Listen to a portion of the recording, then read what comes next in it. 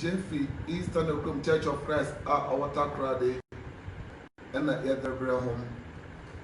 And you really, why would you go on a pair? Then you may do I to the thing there, you no more castle on your answer for Jane the American one at Hano, the mere asshole that Yather home. Middle for 8 a.m. When you need a system there, you know, bet you on your opponent in the master. On them, young Quaji 18. Adolfo, in the media, you may know Sabaka wide now. Now, what you are, or trim them, Brian, will be, you know. The car show there, Senaman said you asked us yet in Quima. The moving Comobi, Uncle Winanda, a corner of for the way you're training, how to practice righteousness. You didn't know what journey training your home. Actually, no, you have sure that ten no crown on your body. You go more ten and morty. The maybe will tell them what to know. I'm a pando and the waffado body you're training. Any to come out and the 3 year biddy. But of all, no custom there. Oh, you're training, eh, you know. The paper brave or brasser. Sunday and wedding come out a cosmium with train. Nay, you know. When you can't have a fat body training. So the minute the bread, one of us a wild gen, rose to see, and that's our pay, and what day. Adolfo, you may now, I am a can, not trust them, all the enemy can. Now, above Brian, a corner of a body training, and not trust them actually, no, if you know ya yet, not on the quantity or the upbrain. But of all, the buffer, you trust them no. Ni way I can flip by phone and woman. It's not only a being. It's a mudu esiano. Philippians chapter number 2, verse number 16, 19. We don't call it myself. I say, Samuel cry and qua asem. I say, Mamu cry and quasem no matter. Na Christo dano. Ma wa me ho se America me tu yi no anya kwa na menya de a me ba hyehyam wo rade Yesu Kristo ni de ne mo na amame mreketu ankoye jan na me bre aduma so anya okwa na me bre so anya kwa asama otrofo Paul okachen o se mamu so nkwasa no motan na menya de a me ba hyehyam wo rade Yesu Kristo ne da no na mreketu ankoye jan na me bre so enkoye kwa Kasebo, also Maman saw and Quansa no motive. One cada Maman saw and Quansa no binum dem. But of all, a year I gave a maginado near a corner of a William. Training Edumanum. Yarosto Quansa no more. On all of Brian, there was a Mayano, they a Christopher upon Fofro. No one some of the young super the and the people brave one who can obey obi to ne ha na one case near the Kuyanim. Nemo, Samino Nina, Yari Adren, the said you know, Waraka, the young short of concert with the if you are not about why they are very ye, as with the trust and naka, the men yet, and now on the mayor and mamma pay and a mayor. Ana Maria de Biala. Medofo, when my young would imagine, Sebasa Akai, why do you are? Now, what you're traveling now, Mino, Aviano, the catch on there, first somewhere. Ah, it's all your venum. To Chamoko Copim, it didn't know, yeah, that's not bad. Near Betinum, Comobio. Medofo, If you like, assemble, what are the men who yenya additional edifrim? Sebeka yaga na what you can kind or churn there, Onyankopon Suma Saul, the uncle Amalekites. Na uncle say Chrono. But of yet 1 Samuel, chapter number 15, verse 1 up to 4. I say, now Samuel catcher Saul said, Mina will suma me say me mesra wongo. Me say one man so hini. I say, Ame Samuel no Nyankopon so and the members so na me nsiw ehel ewo Israel asase no. Na afi tie Awurade nsem. Efi say do Nyankopon Rebeke. Verse 2. Say na say Awurade say. I say ma Awurade Nyankopon osini. Mehu de Amalek ye Israel. Mehu de Amalek for what ye Israel for. Said they will film Israel reba. Wo bra wo film Israel asase wo reba no. Na wo betwa wo kwem. Wo betwa ko wa pray na wo for na asase no. Verse 3 na afi ko na kugun Amalek. I say afi ko na kokukum Amalek funu nyina. Na mon say de owo nyina pasapasa. Dia owo ekromo nyina no won say pasapasa. Na hu omobo. Na mehu omobo. Na kumbere ne ma. Ku mbenyifo na mesiafo. Mofra ne nkokoa. Mbofama na nketo nyinara. Anantwie ne nwan. Anantwi na ngwan. Yoma ne mfumu. Wo nyina. Verse 4. And Saul ma o man tie. Na eyi asama Samuel beka che Saul no. Saul ma o man nyina tie. No wo boaboa wo na wotu anamon de woroko. Look of verse 7. Verse 7. Na Saul kunkum Amalek fi Hawila. Dikosi baby a woni kire Saul a eda Misrim ekwe from no. Verse 8. Na ochire Amalek hene Agag animono. Na o man nyina de o den krante ano se won pasapasa. Verse 9. Na Saul ne dom nuhunu Agag ne nwan ne anantwie a oye ne wona wadore srade no de oye won nyina nkumobo. Ose Saul kwai okokwen na okwa no ojai amaka yin na wofen Agag ojaa no ochene no wenkum no enna embu a wado srade so ho no we ohu omobo na ono obai. Yellow go verse 19 to 22. Verse 19. I say, Adentina went here already. Somebody buy no person. Oba no na mbu ebuso. No be say so. Abali na miti. Also, de mbu bi ade ba there, ye go ba frɛ Amonyakopɔn. Na o say abadintina entie mi Nyankopɔn na asɛm. Na watu ahya asade so. Na ahya asade na reba. Na waye de ye Awurade ani so boni. Na aye dia oye Awurade Nyankopɔn na ni do boni. Verse 20.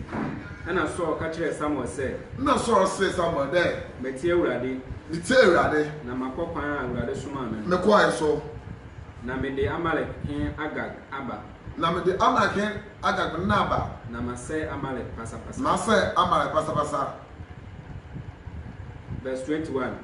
Na ɔman no fa asade no mu nwan ne anantwie. Na ɔman no fa anantwie na asrade na wɔde ba de bɛbɔ afɔre ama Nyankopɔn. Ndase kan ni da. Amen. Ɔdɔfo. Yɛnhwɛ adesua bi wɔ ha. Masem a odika mebisa ne de. Suma na Onyankopɔn suma Paul no. Sɔre no ɔkɔ ya no ankɔ. Minu nyinaa yɛbɛyɛ adwen dɛ suma no ɔkɔ. Agag kuro no ɔkɔ Amalek kuro no wɔka dɛ ɔkɔkwen ɔno so ɔkɔyɛ wɔka dɛ ɔnse nipa nyinara emra no ɔkwan fa do yɛ dimra do ana mɛkyɛw no wɔsoma no dɛ ɔkɔyɛ wɔsoma no dɛ ɔkɔyɛ no ɔkɔkwen wɔsoma no ɔkɔ ɔnkum nipa okuro nyinaa okum bi ɛna ɔgye bi ɔgyae ɔhen Agag wɔhyɛ no dɛ ɔnku ɛmboa a ɔkuro wɔ nyinara ɛmboa no so wɔnkum wɔ nyina okum bi na ɔgye bi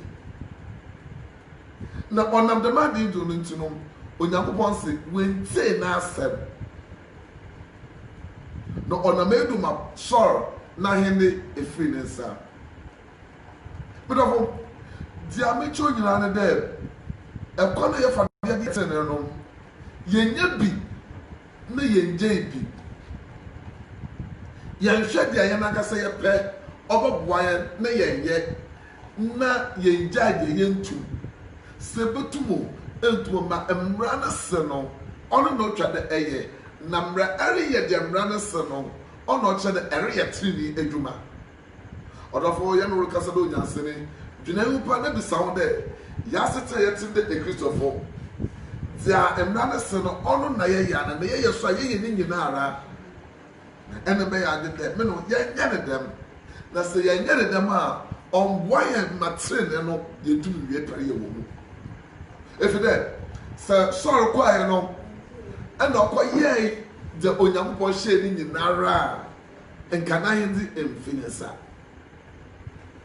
eyi ne adekora mepɛ dɛ adwene ho papa yɛ bisa yɛn ho dɛ aso yɛasetire mu no yɛyɛ ne dɛn yɛbɛfa asɛm bi ɛwɔ luka nwoma no itiri a ɔyɛ du eson kyekyɛmu aduasa ebien no Luke chapter number 17 verse number 32 ɔdɔfo ɔyɛ kasa tia wɔ bi yɛnti ɔsɛ monkae Lot yere no ɔsɛ yɛnkae Lot ne yere waaw onyankopɔn retwe adwene gyina ade bi do yɛnkae Lot ne yere medɔfo yɛrekae ne dɛn na aba de suade ɛna me no yɛbɛnya efi Lot ne yere hɔ medɔfo sɛ yɛpɛ dɛ yɛhu ɛkwan a wɔyɛ tirinii adwuma a onyankopɔn sɛ Lot ne yere ɛwɔ asɛm bi ka kyerɛ yɛn dɛm de a me no yɛnwa ne ba hwɛ Lot ne yere no ho asɛm ɛwɔ Genesis chapter number 19 verse number 12 to 26 Genesis chapter number 19 verse 12 to 26 yɛn ko ti asɛm wɔ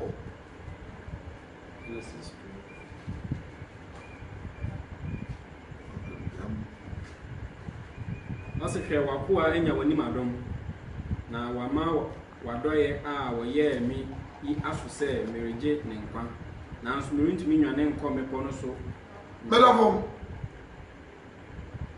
onyankopɔn esane ba asase no ne senti nyinaa ne dɛ na Sodom and Gomorrah wɔbɔ ne adɔɔso dodo onyankopɔn yɛ n'adwene dɛ ɔbɛtwe wɔn aso a ɔbɛsɛe kuro no na ɔbɛsɛe kuro no na barima bi te kuro no mu a wɔfrɛ no Lot ɔna ne yere ɛna ne mma mbesiafo ebien ɛna wɔn Sodom and Gomorrah kuro no mu na abɔfo kɔsii ɔyɛ papa yi ɛna n'abusua do wɔkɔ mpɔnsɛm bebree sisi ɔnyɛ no ho asɛm yɛ bɛka no sisi a na mu adesuade bi a ɔbɛboa yɛn na mpɛde yɛn nyinaa yɛtwe adwene nyinaa do na wɔde wɔn amanneɛ ɛkɔbɔɔ Lot dɛ ɛbaa yɛ aba yi ikuro ne sɛe nti ɛna yɛ aba na ho anya animuonyam ɛwɔ Nyankopɔn anim ɛnam asetena pa a wɔm ɛnam tirinii a wɔreyɛ nti nso dɛm nti no yɛbɛgye wɔn enti asɛm yɛ Lot dɛw ɛna wɔhyɛ dɛ sɛ wɔwɔ ayankofo bi ana anuanom bi wɔ kurom a ɔnkɔbɔ wɔn amanneɛ dɛ asɛm a ɔrebɛnim na dɛm abɛ na Lot ne mma mbesiafo yi mbenyinfo bi rebɛware wɔn enti no Lot kɔɔ ne nsew no hɔ ɛna ɔkɔbɔ wɔn amanneɛ ɔkɔbɔ amanneɛ no nsew no yɛ ɔmo dɛ ɔyɛ agoro bi ɛna wɔredi pɔs ebi nsi da wɔn mu bi da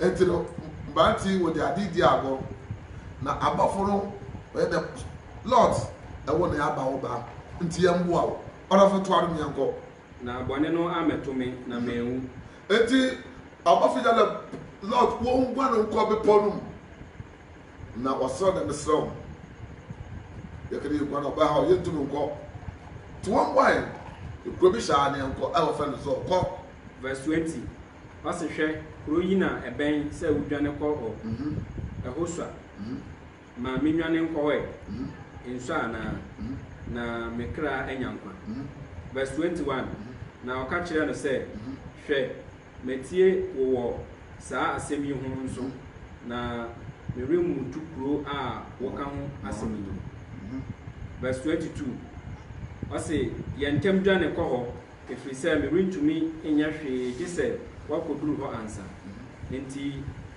enti na wɔfrɛ kuro no din sɛ Saul. Verse 23 na Lord duru Saul no na owia apue asase so. Verse 24 na Awurade tɔɔ sɔfiri ne ogya firi ɔsoro guu Sodom ne Gomora so. Medase Medofo Abel adesuade ɛna me no yenya no ha. Can 16 to 17 ne man biom yengo fa de bo.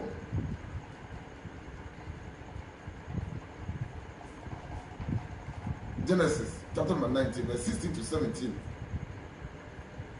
16 ɔse na ɔtwentwɛn ne nana ase no mmarima no sosɔɔ ɔno ne ne yere ne ne mama beenu ne nsa na wɔde no firi adigya ne kuro no akyi ɛfiri sɛ Awurade hu no mmɔbɔ. Up to 17. Verse 17 na wɔde wɔn firi adie no ɔkaa sɛ dwanegye wo kra nkwa nhwɛ w'akyi nso nyina kanko yi mu baabiara. Very good. Egwan na wɔrugba no wɔde mmara ma wɔn. Na mmara wɔde ma wɔn nyinaa ne dɛ mama wɔn hwɛ wɔ akyi.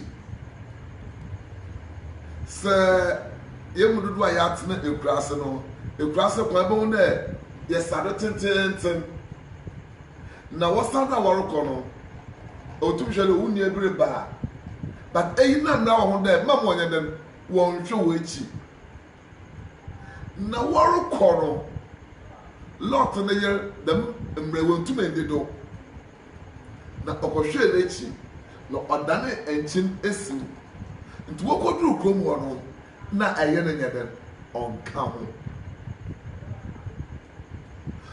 Lot ne yɛ ntumi anyɛ tiri adwuma eti Luke chapter number 17 no verse 32 hyɛ dɛ yɛn kae Lot ne yɛ sɛ yɛpɛ dɛ yɛyɛ tiri n'adwuma a yɛn kae ne dɛ wɔkaa dɛ ɔnyɛ ade bi ɔyɛ bi na wanyɛ ne nyinaa nyɔ ɔnyɛ Sodom and Gomorrah hɔ ɛna ɔtena ɔka ɛdɔm a abafo no yii wɔn firi Sodom and Gomorrah no ɔno ne kun ɛna ne mba ebien ɛna abafo yii wɔn de firi hɔ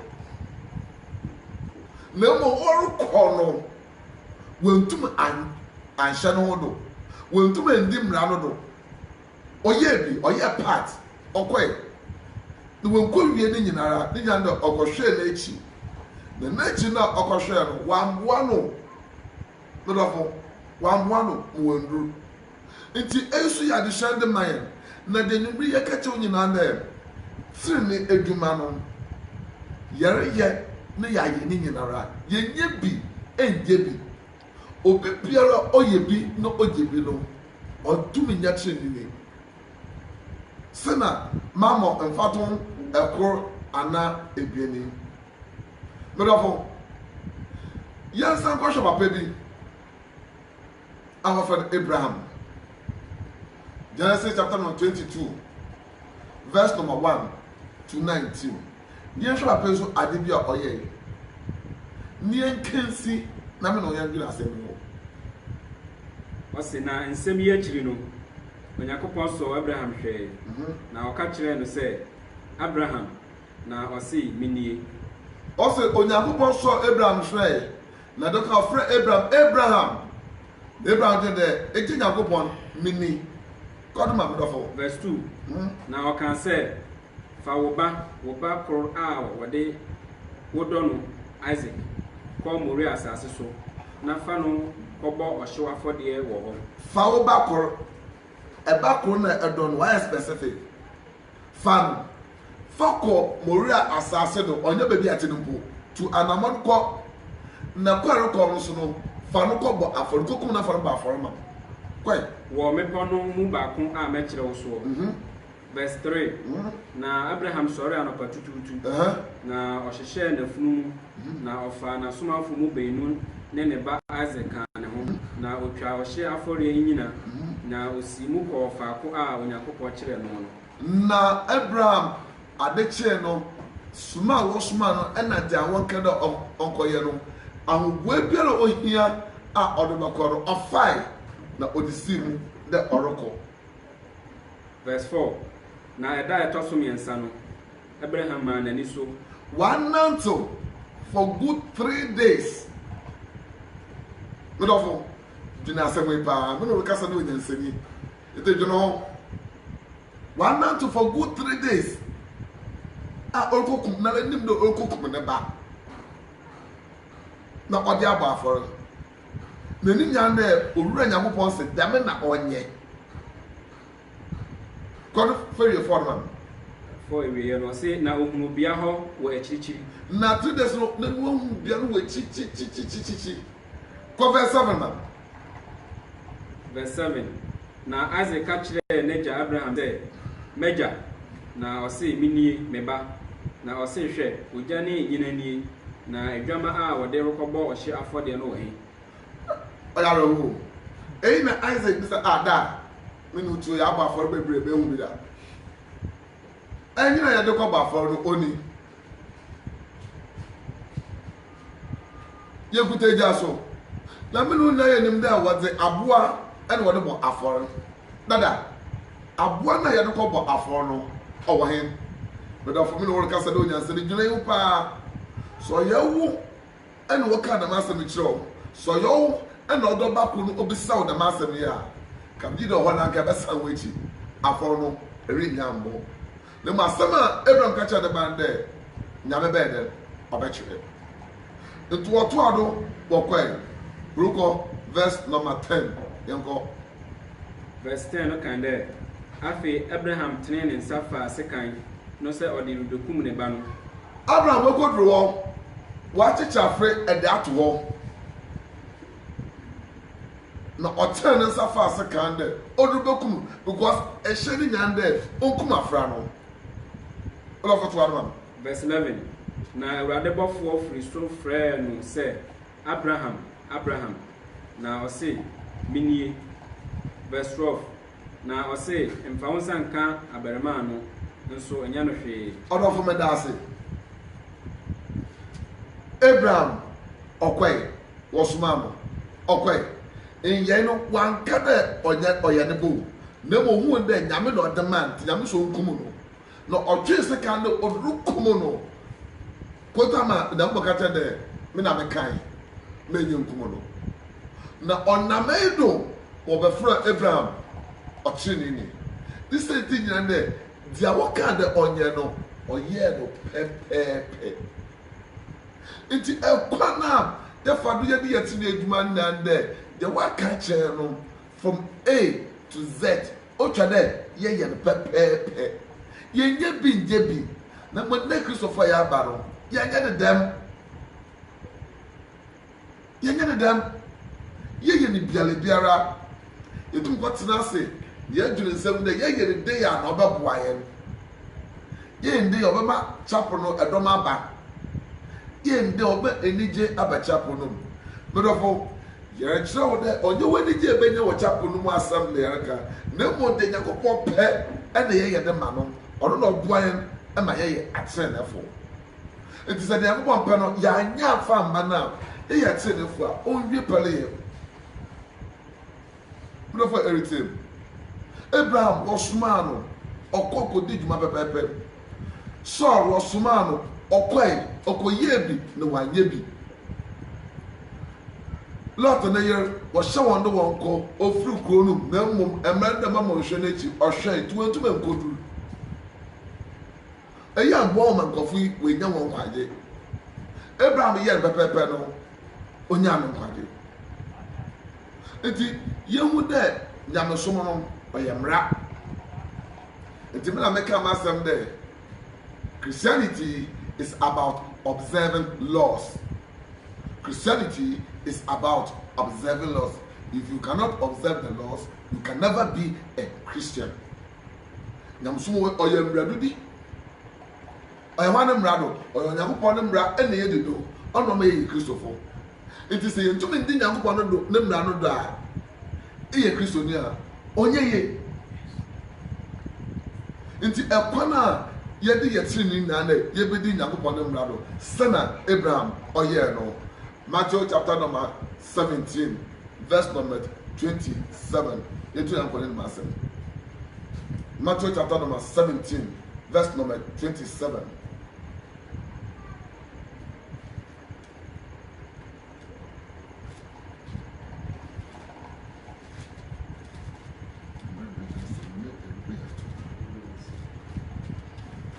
Matthew chapter number 17. Verse 27. Go. Ose na so said the ebeya yantu won sintidua nti. Do for pay for the bar of Jesus Christ on the nature for onam atutua tax pay. Kompoano ko Na darwa. boko Jesus Christ no de asemi ko tu na enim. No de asemi ko tu na enim no. Asemi Jesus Christ catch on the do be yantu ofitidua no.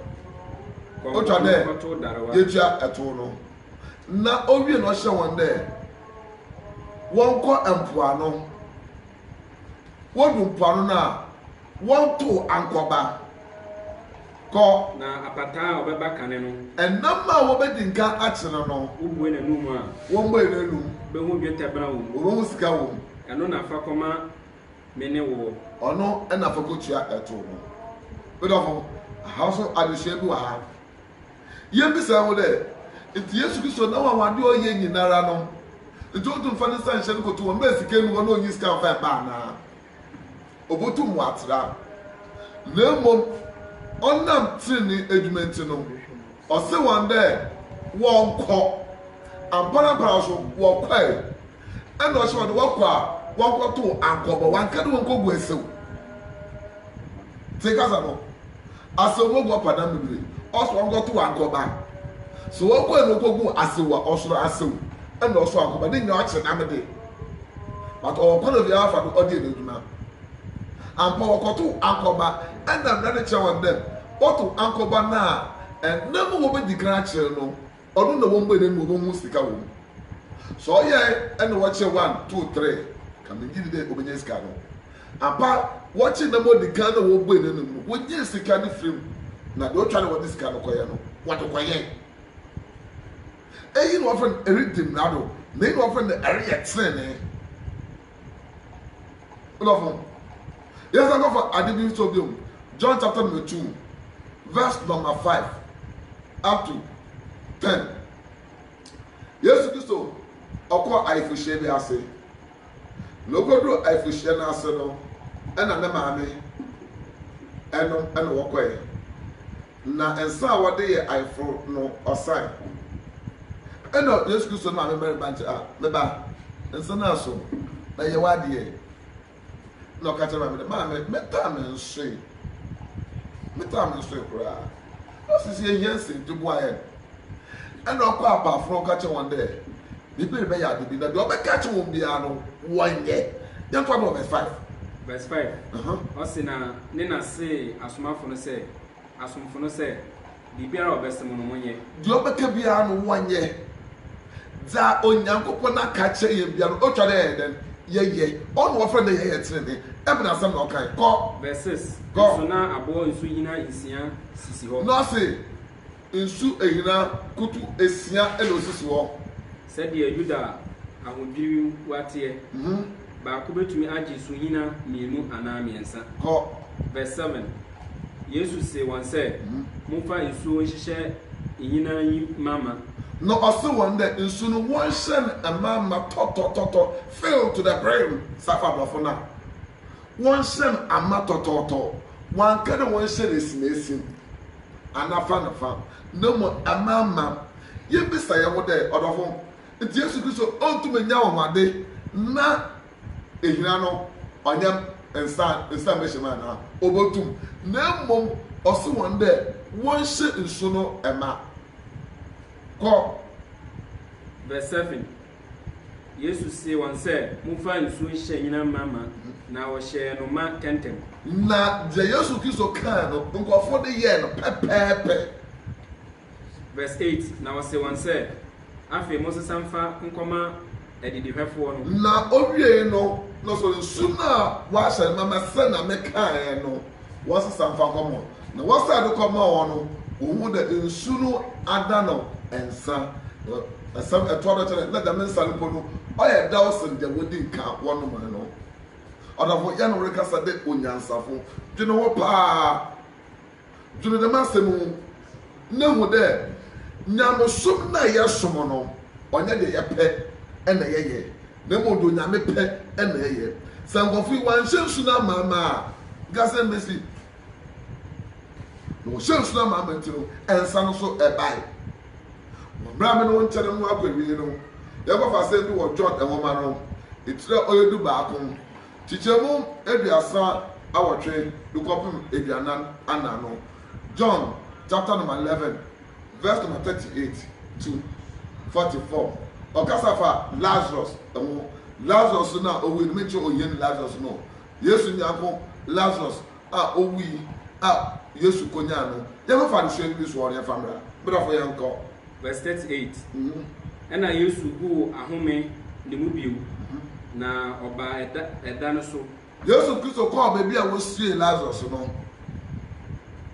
obodan na oye abu a wotum na wode na akohyem na obo hini ano na wode abuba ne bi ode akata ano na Yesu ka se munyi obo no na Yesu ka kire Lazarus na wewu ne nuano mesiafo nde wonyi abuba no mfemfiri ho de wawo no nua Martha se no se na Martha se de ewrade ede ya kokole se de wabon na wadi nnanan ko verse 40 Yesu se no se manka mankyere wo se wugidi a wubehunu Nyankopɔn ni monyam ko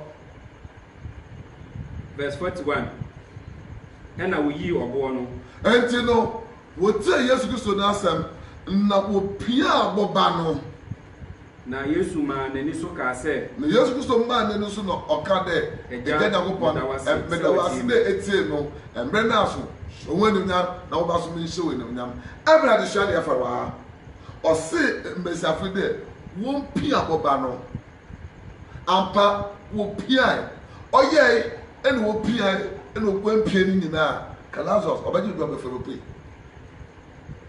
ko obaji do abafaro pe ena so wentie na asem so a nka oka asam na do olofo dia wo hye won no wo ye na wo ye no won saka wo nua ne bio wo mra ya no kasa no dia ye nke nyina de ko no fa do ye tin na adwuma nyina ne de dia wa ka no eye de nyina pepepe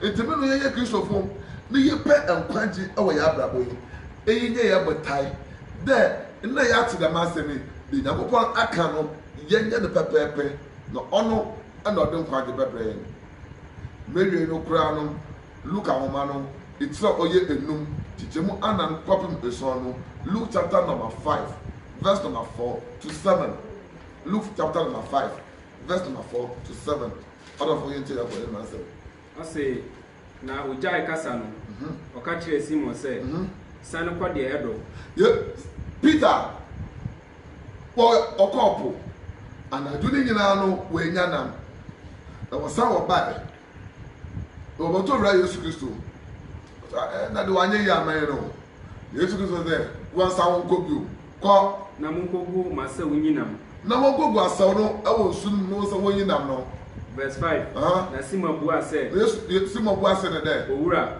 mi re ya ye adwuma na adadun na ya ye adwuma na ye nya hwe na nso wasemiti me bua se wono de wasam sie de ye no onu de be ye be ye no kasa do nyanseni de Onyankopɔn na asam sie no onu na ere be ye be ye olofoko verse 6 na woye sa no na wokoye dia owura Yesu ka kire won no wobuma mpata pi woso onya namba bre ema wapo ntuma aswa ema wofa emianu bi bom wo twe de bai